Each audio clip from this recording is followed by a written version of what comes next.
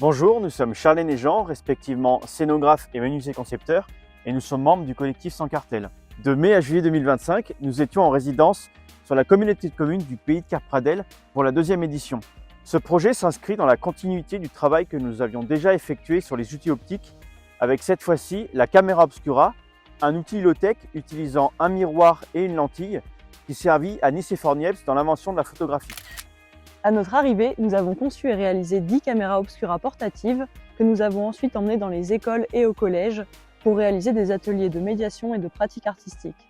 Avec les élèves, nous avons abordé l'histoire de cet outil qui était déjà mentionné dans les carnets de Léonard de Vinci et qui a ensuite été utilisé par des artistes comme Vermeer ou encore Canaletto pour réaliser des dessins préparatoires à leurs tableaux. Pour nous, c'était l'occasion de parler aux élèves de certains chefs-d'œuvre de l'histoire de l'art, mais aussi de leur donner des clés pour comprendre comment travaillaient certains grands maîtres de la peinture. En étant tour à tour dessinateurs puis modèles, les enfants ont pu jouer plusieurs rôles dans la création artistique. Les créations des élèves ont pu être exposées à la bibliothèque de Saint-Aon et celle de Landos. Nous avons aussi mené des ateliers avec le centre de loisirs. Nous avons pu faire essayer aux enfants la caméra obscura pour pouvoir faire des dessins sur la thématique de l'eau.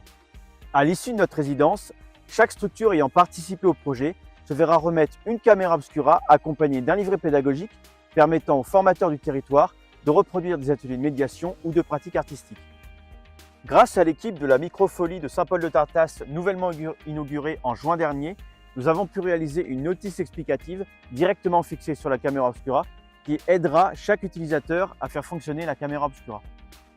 En parallèle de nos interventions, nous avions pour projet la réalisation d'une caméra obscura pérenne telle qu'on pouvait en trouver dans l'Angleterre du 19e siècle et qui existe encore aujourd'hui à Londres, à San Francisco ou encore au Mont-Saint-Michel. Avant l'invention de la photographie et du cinéma, ce dispositif fascinait car il était le seul moyen de projeter une image sur une surface.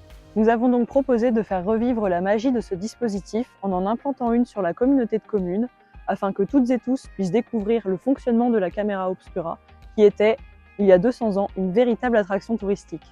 Afin de trouver l'emplacement idéal pour cette caméra obscura pérenne, nous sommes intervenus lors d'un conseil communautaire pour rencontrer les 20 élus de la communauté de communes. Les élus nous ont donc proposé des sites, puis nous avons arpenté le territoire afin d'en étudier l'accessibilité, la proximité avec des chemins de randonnée ou des lieux touristiques, mais aussi le point de vue offert de ces différents lieux. Après une réflexion collective, le site de la Croix d'Ardenne à Pradelle a été choisi, à la fois pour sa fréquentation touristique, notamment par les randonneurs, mais aussi pour sa proximité avec l'EHPAD de Pradelle, à qui nous avons pu présenter le projet.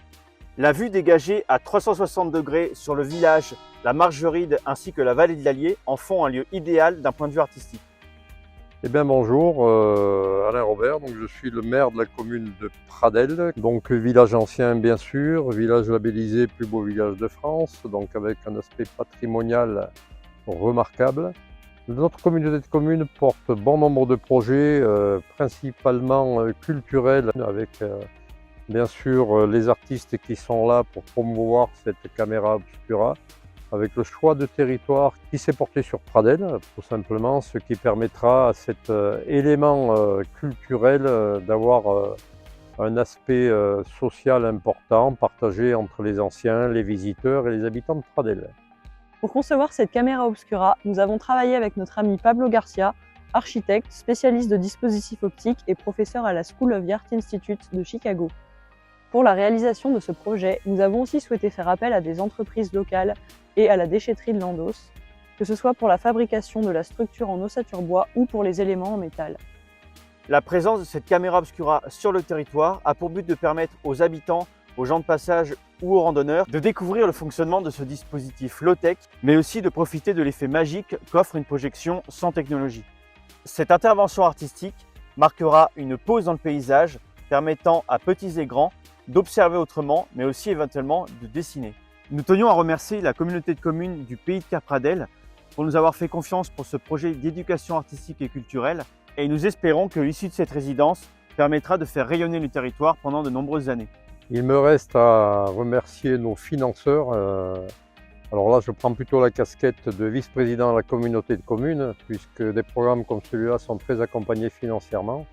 Par la DRAC en premier lieu, par la région bien sûr, par le département qui est assez sensible à la culture et à la promotion de nos patrimoines. J'en dirai pas plus et je remercierai bien sûr tous ces acteurs qui permettent d'avoir des actions culturelles sur nos territoires ruraux.